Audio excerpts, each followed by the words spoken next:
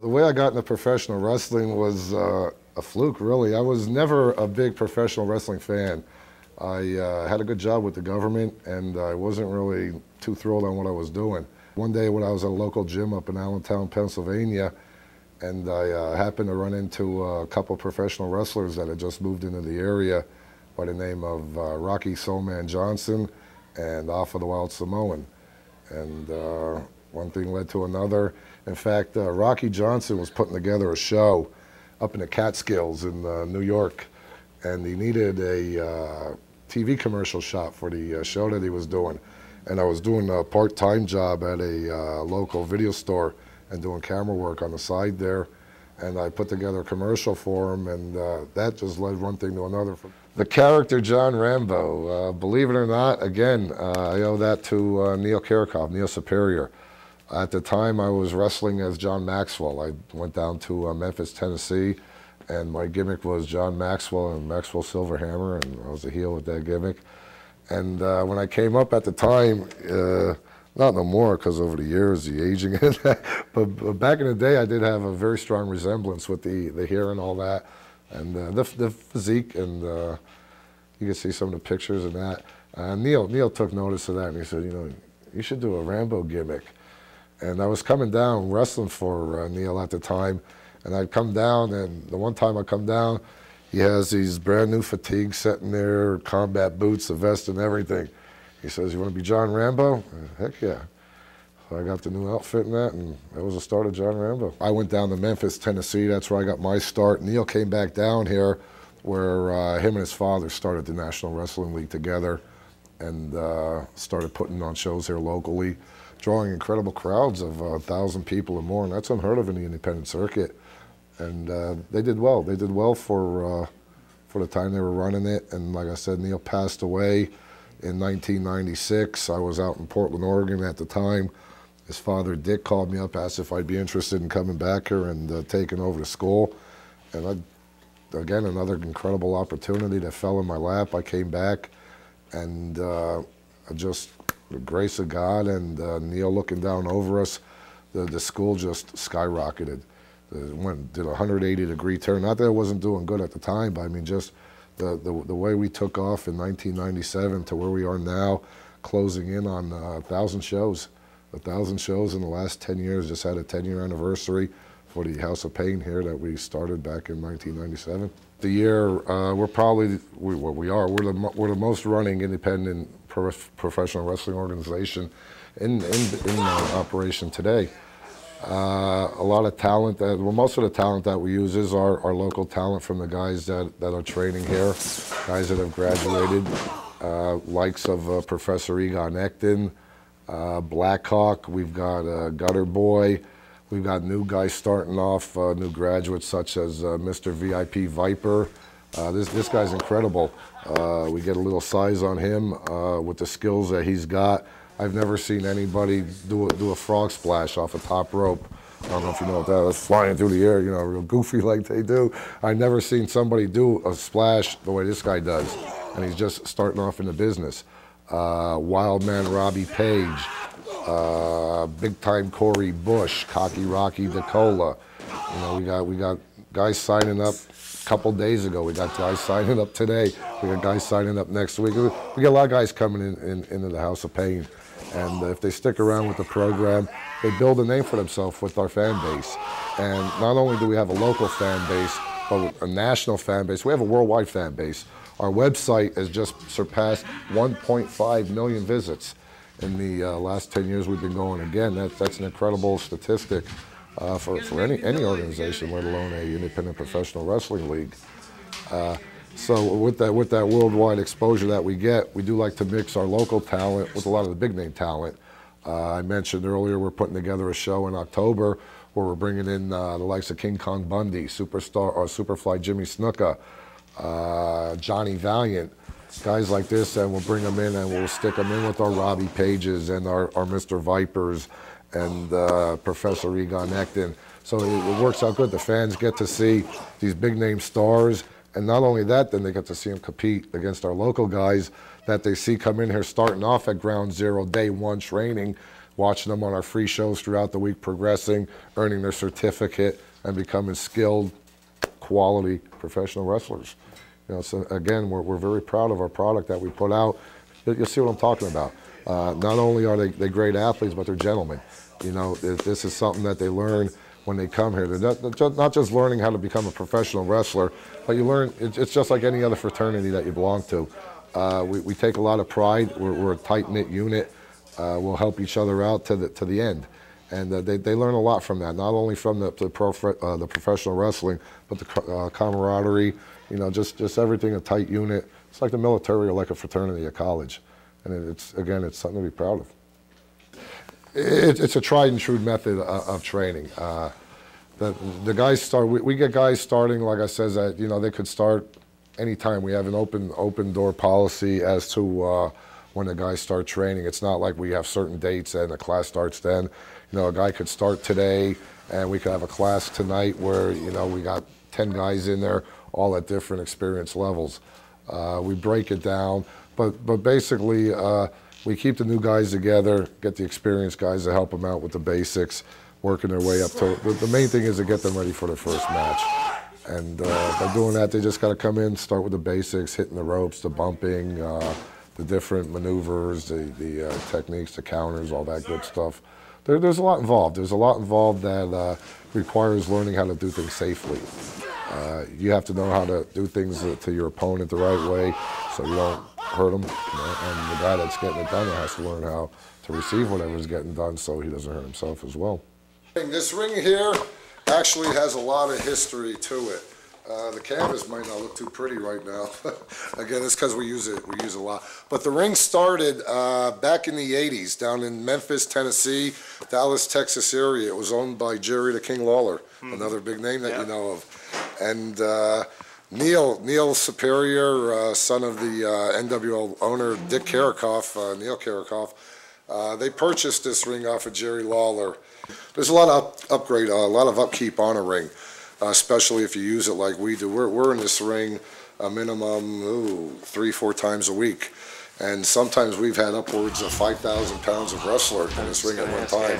So that's why I said, with my engineering background, I designed this ring to be able to hold that support, that kind of weight that we get going in there. But believe it or not, they're not as soft as what people think. It takes a lot of toll on your body. You know, there is some padding on there, but underneath the padding, it's a wooden surface. Even if it's a steel frame ring, it still has a wooden top, and it's just covered by some padding. Now, once you start banging around on that ring, you feel it. You know, it takes a toll on your body. You can see these ropes right here. They're not actual ropes. You got a shot right there. This is cable that they use on an aircraft carrier. That's the thickness, and I forget what the actual strength of it is. But you can see it's not a rope. It's a thick cable wrapped with the garden hose, then we wrap it with the electrical tape to keep it together. And when guys start off, believe it or not, they get black and blue just from hitting these ropes. You know, they hit the ropes and get done there, and a few days later, nice bruises up and down the side from hitting steel cable. Yeah. So it's another one of the things that people say, oh, pro wrestling, it's fake. You know, yeah, we know what we're doing in that. But like I tell them, what's the difference if, you know, I pick you up and I slam you in this ring, or I tell you I'm going to? Bottom line is, either way, you're getting slammed on that ring, you know, and you feel it. You do it 100 times a week, you're going to feel it. You know, no matter how soft it is, how hard, you're going to feel it. And the posters that you see lining the walls here, those are from our big shows that we go around on the weekends, on the Saturdays, in the different towns throughout the tri-state area, putting on the big shows, bringing in the big names. And the pictures that you see of all the big stars up there on the ceiling, those are all the big names that have come through over the last 20 years that we've been running shows here in the Hagerstown area. So they've all wrestled. Oh yeah. Yeah, all the guys you see up there, all the big names, the biggest names in professional wrestling. On TV. Whether it be King Kong Bundy, Jimmy Snuka, Georgie Animal Steel, the Wild Samoans, Mankind, Abdul the Butcher. Just about everybody who's had a name in professional wrestling has honestly wrestled for the National Wrestling League, House of Pain, over the last 20 years. Yeah. A lot of these belts are replica belts, and an actual championship belt can cost anywhere from $1,500 on up. So with the training league that we do here, and the guys, the way they handle them and beat each other with them all the time, we go the cheaper route with the replica belts, but it still serves a purpose.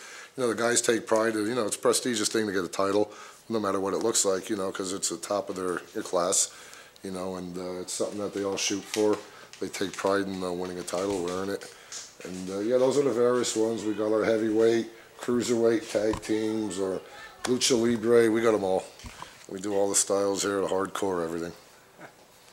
Wrestling today, as opposed to wrestling back when I got into it, is an incredible, incredible difference. First of all, back when I got into it, I was considered a small guy. At 6'4", 245, 50 pounds of solid muscle. You've seen some of my pictures on the wall. I was one of the small guys. They used to call me Ramboni. Seriously, now you got guys in the business that are 5'2", 105 pounds, and they get mad if they're not winning matches and titles and championships. But that's just one part of it. There weren't as many promotions around back in the day. You know, you had to be a good promotion in order to stay in operation. The internet has made it so easy for guys to get bookings, to get online, and back in the day we had to pick up a phone. You know, and you had to have tapes. You had to send somebody a tape of what you could do, or offer to go wrestle for them for free for them to check you out. Today, it's gotten to the point where so many guys that weren't able to make it in the business have gone and opened up schools or started leagues just for the simple fact that that's the only way they're going to get to wrestle. Because, you know, not to knock anybody, but if you don't have the talent, you know, it's hard to get work. Now, in this business, anybody can put together a show, you know, bring in some wrestlers here and there, throw themselves on the card, they get to wrestle. And, you know, that happens too much today. And today, anybody can open up a wrestling school. That's the great thing about the NWL's House of Pain. We are the only professional wrestling school in the world that's endorsed by the WWE Talent Scout off of the Wild Samoan. And we are rated the #1 wrestling school in the state of Maryland. Well, that was when they had 3 schools, but we're the only running school now. So our reputation is impeccable as an actual pro wrestling school. But it's gotten so easy now where anybody, any state can open up a school. So yeah, I'm a pro wrestler, I'm a trainer. You know, they start training what we call these backyard guys. And it's oversaturated areas. Just like we run the tri-state area here a lot, the Hagerstown, up in southern central Pennsylvania, West Virginia, central northern West Virginia, the Panhandle. And just last week alone, Martinsburg is probably one of our hardest towns in West Virginia. In the last 2 weeks, there are 6 shows in the last 2 weeks. Because a lot of these leagues will see, oh, the NWL, Karakoff and Rambo are doing good in that area. Yeah, we'll be able to do good. So, you know, everybody wants to come in and bottom feed off of the hard work that, you know, they don't understand. We've been doing this for 20 years, you know. We're grown men, you know. Dick Karakoff's a retired Vietnam vet, Korean War vet. You know, I've been around, you know, a long time. We're grown men that know this business inside and out, and it takes a lot of work, you know, a lot of time, a lot of commitment, a lot of dedication to this business. And they find us out, but, you know, as quick as one of these smaller leagues pops up and disappears, you know, there's always a new one. Because everybody's always wants to go for the big dog. Yeah, we're going to teach them something. We're going to show them, you know, yeah, they're washed up, they're 80s watered down wrestling, whatever. You know. Well, we've been doing it for 20 years, like I said, combined NWL House of Pain, close to 1,300 shows together, you know, so it's, we know our stuff. We know our stuff. Let's see, I've been wrestling 20 years now, and probably the most memorable matches that I've had would be against some of the bigger names that you've heard of today, like your King Kong Bundy, Mankind, Rick Rude, tag teaming with Kerry Von Erich. One of my favorites, Head Shrinker Samu. He's part of the Wild Samoan family. Just about every big name that you could think of in the business, I've had the privilege and the opportunity to step in the ring with them around the globe, somewhere here and there, across overseas. So a lot of them have been. It's hard to pick one. That's just too many of them to pick one single match. Ooh, the worst hit I taken actually was a sucker clothesline. I was involved in an incident out in Portland, Oregon, where a promoter was running some shady shows, and another wrestler was stooging him off to the commission, and the guy found out about it. And in order to take heat off of the guy that was stooging off, his buddy went to the guy and said, "Hey, Rambo was doing it." And instead of coming to me and saying, "Well, you know, what's going on?" he just took the guy's word for it. Brings his son up, Art Barr from Mexico. And Art and I go out there, you know, I think we're going out to have a regular match, boom, boom, boom. Out of nowhere, he just goes and clocks me with a clothesline. Shattered my face in 8 places. My nose was over here, blood pouring out on me. I got up off the mat, proceeded to kick his. I got this all on tape. This was on TV. Got done, boom, boom, boom. That's fine. He got out of the ring, collapsed on the guard railing there. My face is busted 8 places. I'm still in the ring arguing with Sandy Barr. How could you do something like this to me? Oh, I thought you stooged me out. Well, you should have found this out before you know you're going to do something like this to me. I mean, I had to drive home 30 minutes by myself on a 8-lane highway, I-5, going from Portland, Oregon to Canby, Oregon. With my face, my nose over here, 8 places my nose was shattered, my face. I can't believe you never passed reconstructive surgery. But anyway, he gets out of the ring, collapses out there, manages to work his way back up to the steps where the dressing room is. He's like, "Don't you dare come up." I go up there because my stuff's up there. He comes running down after me, and with Olympic weights, 2 10-pound Olympic weights. And a wrestler jumped in between, luckily, because we would have went at it on the steps. Then I finally worked my way up to the steps. Doesn't he come charging at me again? He jumps in the air, and I sidestepped him, and I sunk in a tight guillotine on him. And I had it so tight I was actually able to let go. And his father, Sandy, I was this far from. I said, "Sandy, you don't get your kid out of here, I'm going to kill him." And I'm in the worst shape out of anybody here, and this is what's going on. I stuck around a half hour to wait for my $50 pay. That's what I got paid, $50. And then at 10 o'clock at night to jump in my car. They didn't even offer to take me to the hospital or nothing. Drove myself home, half hour, Canby, Oregon. I wasn't going to do nothing about it. The commission got so upset, they tried to press charges of state police on the promoter at the time and get him for the RICO statute violations and all that. But he had all his name tied up in everything that he had was tied up in his wife's name, so they couldn't go after anything of that. But he did have to pay for the surgery. And that cost like $20,000 in a 3-hour reconstructive surgery. So yeah, that was the worst thing I ever took. I've had a reputation of what they call working, stiff, tight, where we lay our stuff in, we hit. A lot of other guys won't do that. They don't like, but we like to keep things looking real. Mm-hmm. But I never had a reputation of hurting anybody. Accidents have happened. King Kong Bundy. I kicked King Kong Bundy in the mouth one time, busted his mouth open, he's bleeding. I'm thinking to myself, oh my God, I'm dead. You're a dead man. We go back in the back of the line, Rambo, you kicked me in the mouth. I'm like, oh my God, I thought it was going to be worse than that. Another one out in Portland, Oregon, Equalizer, he went on to wrestle as Davey Sullivan in WCW. Mm-hmm. Bigger than me. Again, it makes me look like a noodle, skinny. I did a lot of martial arts stuff. We did a spot where I jump up and I give him a front jump kick. And I hit him so hard in the head. This guy is 6'5", 300 pounds of muscle, actually flew from the middle of the ring back into the turnbuckle. And I had to come in and get him. I'm like, he's gonna kill me. I get in it again, and he goes, man, hell of a kick. I'm like, dude. Then we get done with the match. We go back in the locker room, and Don Owens, this old promoter, everybody, come here. He said, did you see that kick? I'm like, oh, now I'm gonna get from the promoter. That's how you make it look real. And they're like, oh, you son of a. Now the promoter wants to see everybody get their kick because Rambo did it to the biggest guy there and thought it looked cool. I'm like, oh, it's a good way to make friends right off the bat. Oh yes, probably my most favorite spots we went to would be the South Pacific. A lot of where a lot of the World War II fighting went on, especially being the gimmick that I did, John Rambo, and the military the gimmick that I have. Going to places such as Saipan, Guam, the Marshall Islands, Kwajalein.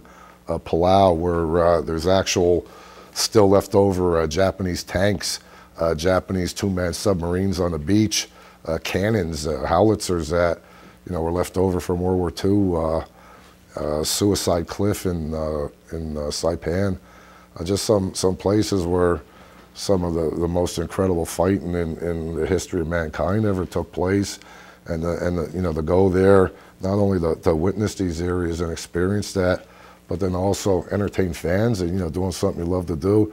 Just stuff like that was a real honor for me, a real honor.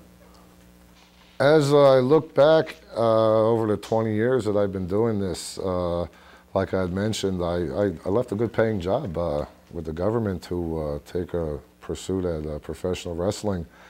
And if I have any regrets, I might not be the richest man financially in the world today, but some of the experiences that I've had, the places I've gone to see, the people I've got to meet, the people that I'm with today, you know, the great group of people that I'm with today. Believe it or not, I wouldn't trade none of that, because otherwise I'd be sitting in the same spot, you know, probably for the last 20 years. I've got to go around the globe. I've got to meet famous people that have gone on to do some of the most incredible things. When I got into this business, I remember driving back from a show, and sitting in the back seat was a 17, 18-year-old Dwayne Johnson with his girlfriend, asking me if I would put in DJ Jazzy Jeff and the Fresh Prince on the cassette player, and look at him today. I was driving back from a show that I just wrestled on, and there's a Rock, you know, 18-year-old kid sitting in my back seat, stepping in the ring with guys like Iron Sheik, Mankind, guys that you read about, guys that you saw on TV that were big-time stars, and I've been in there with them. I busted heads with them. I busted their mouths open. They busted mine open. We've had great times, and you know, just things I'd never even imagined that. Yeah, I wouldn't trade none of it. I wouldn't trade none of it.